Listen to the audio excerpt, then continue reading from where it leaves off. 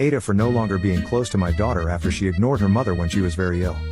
My daughter is 19, still very young but old enough to know what she did wrong.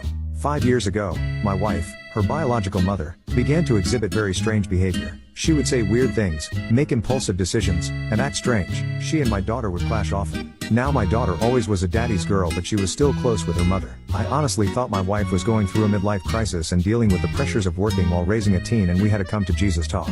About 6 months after the start of that behavior, my wife ended up in a really bad accident. When they were performing emergency surgery, they found a ball-sized tumor pressing her brain, which was the cause of her initial behavior. My wife ended up having to relearn everything from walking to talking. She was still reeling from the effects of the accident and the brain tumor and was mentally and physically disabled for a while. Our daughter refused to be seen in public with my wife. She hated the mess of the wheelchair and her mother's condition.